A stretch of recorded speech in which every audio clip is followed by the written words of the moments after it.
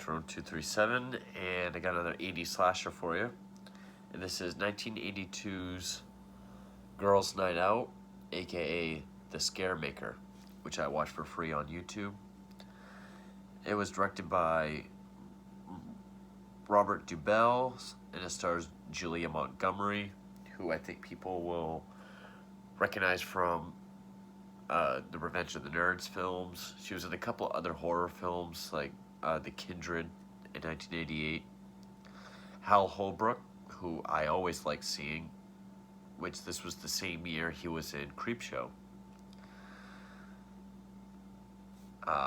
Also, you get a appearance by Richard Bright, who probably best known as Al Neri in the Godfather trilogy, which is my favorite film trilogy.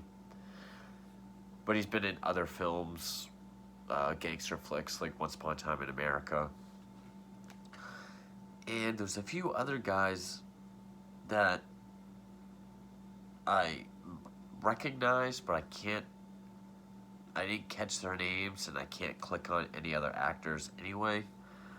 So, except Lauren Marie Taylor, who played Vicky in Friday the 13th Part 2, which is one of my favorite Friday the 13th films. Probably my third favorite, behind the original in Part 4. Actually, her death is one of my favorite deaths in Part 2. So this was the year after she did Friday the 13th Part 2. But, yeah, this is a slasher film. Definitely one of the more mean-spirited ones for sure. Like, a lot of critics said that slasher films were misogynistic, which maybe, but at least you always had the final girl who was the smart, resourceful one. This one doesn't quite have that, and the killer, which runs around in a bear mascot, like a school mascot suit of a bear, with serrated steak knives put through the mitt to mimic bear claws, and does this weird, like, screechy voice. And like, imagine Silent Night, Deadly Night when he's like, naughty, punish. In this one, he's like, bitch, whore, slut, you will all pay. So it's definitely one of the more mean-spirited, misogynistic slashers. But I can say I liked it. Quite formulaic. A little bit. It does follow the formula of setting up. It is kind of a mystery. Not really. Kind of.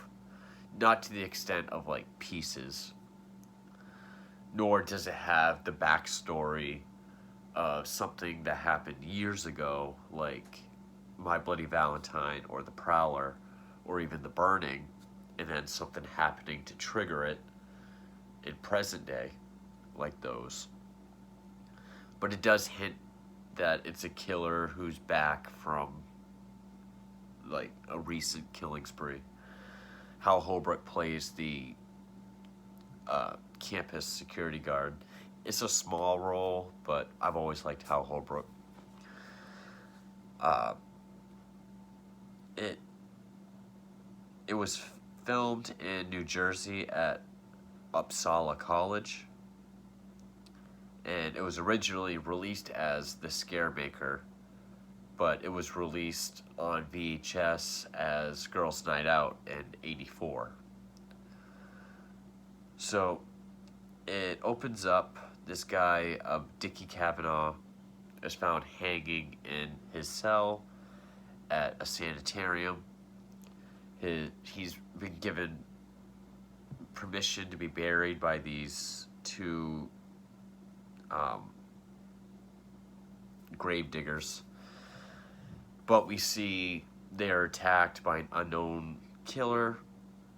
Can't see who it is. They're killed with shovels and put in his grave.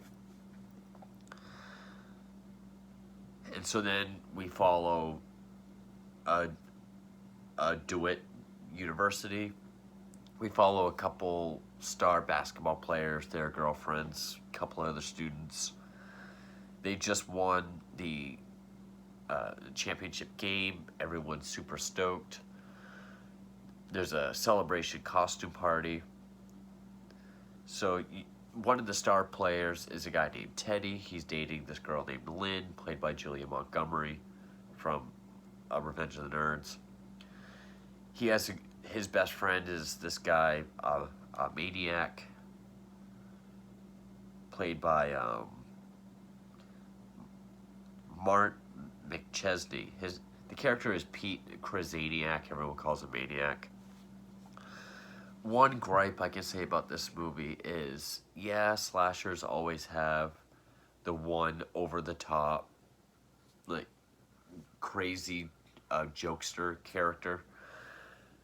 This movie's got a bunch of them. It mainly has two.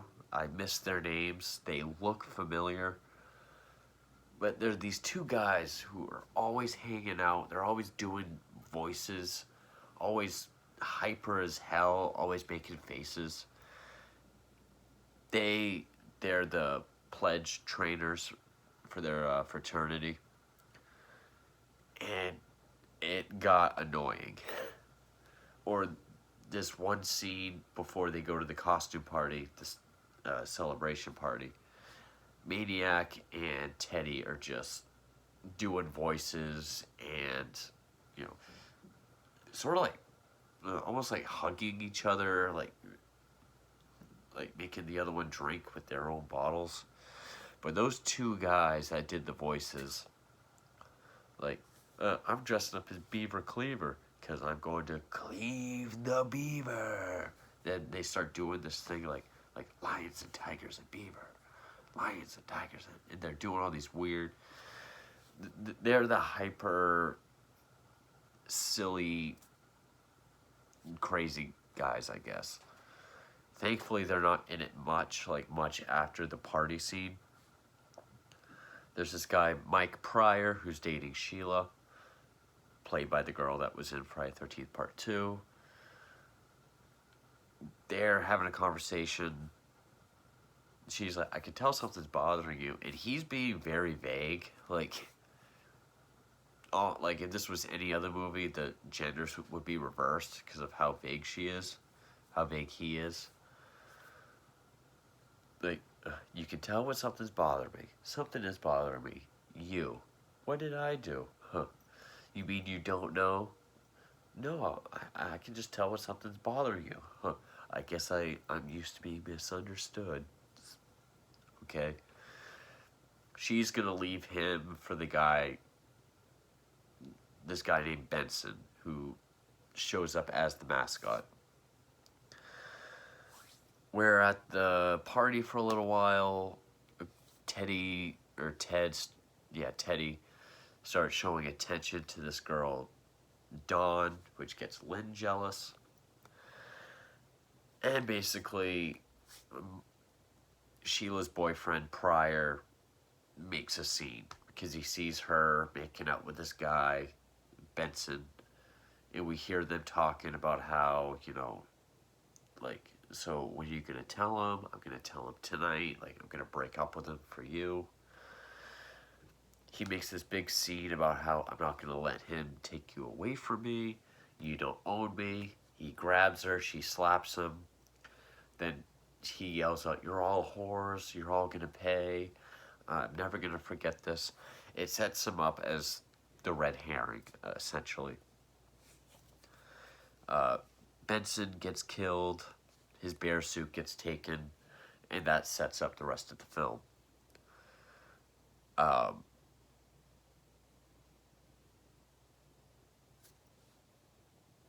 I think it was Benson gets questioned by Mac, Hal Holbrook, because during the party, some of the pledges, they're told this story about this guy, Dickie Kavanaugh, this crazy story. And then they're talking amongst themselves, and they're like, that's all bullshit. Like, Dickie Kavanaugh killed his girlfriend in a jealous rage when she dumped him for another guy. And the girl is Hal Holbrook's daughter. Hal Holbrook's character's daughter. So, Hal Holbrook talks to him about the scene he made. And then there's like this big scavenger hunt that the school does for the girl students. The school does for the girl students.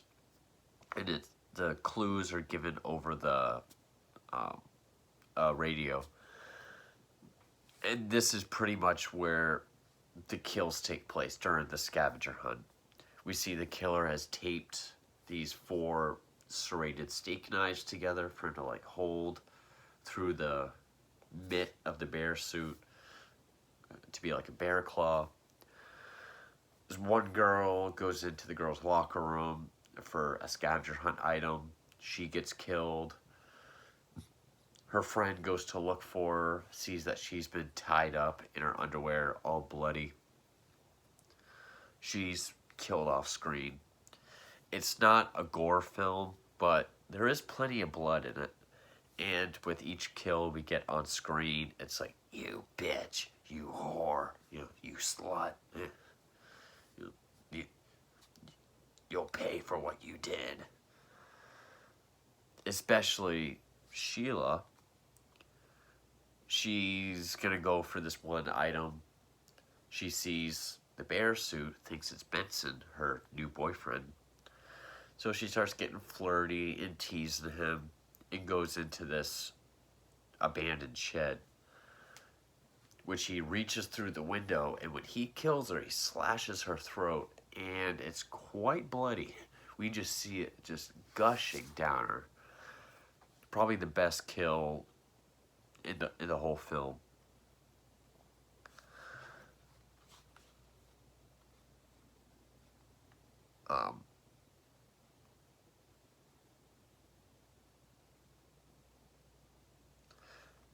Also, while this is going on, the DJ giving the clues gets calls from the killer.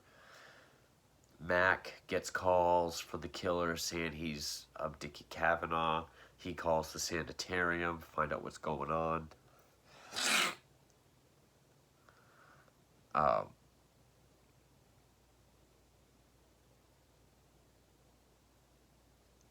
Teddy does end up hooking up with Dawn.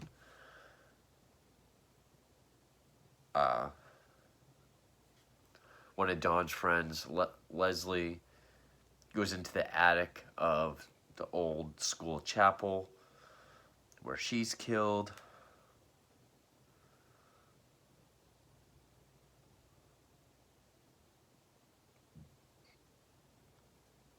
And then that's where Lynn finds her. Yeah. She calls the police, and that's what gets everyone. So now there's an investigation. They all think it's Pryor. There's this one nerdy kid who really makes it sound like Pryor did it.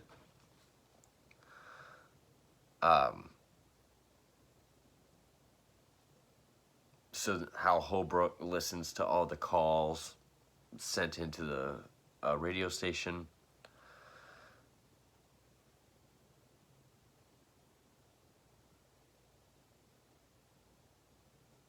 But then he's made, because no one knows that Dickie Kavanaugh committed suicide at the beginning of the film. So, and then Dawn's boyfriend kicks her out. I'm going to get spoilers because it is a twist ending. But I can say it's a decent slasher film. It is kind of slow. A lot of the characters are kind of annoying. But when you do get a kill that's on screen, it is worth it. It is pretty bloody. Especially Sheila's is the best one of the whole film. The twist ending is kind of, I don't want to say out of place or like really stretching for a twist. But, I mean, I guess it would have been obvious if they went with who everyone thought it was going to be. But It's for free on YouTube. It's better than a lot of the other slashers that I've done recently in this marathon, which, since I've done this marathon, this is the 25th slasher I've done. Just saying. So spoilers. Dawn gets kicked out by her boyfriend. She calls Teddy, who's with Lynn. Lynn's all shaken up about everything. Which then she's attacked by the killer, and Teddy hears the voice over the phone. So then he goes to the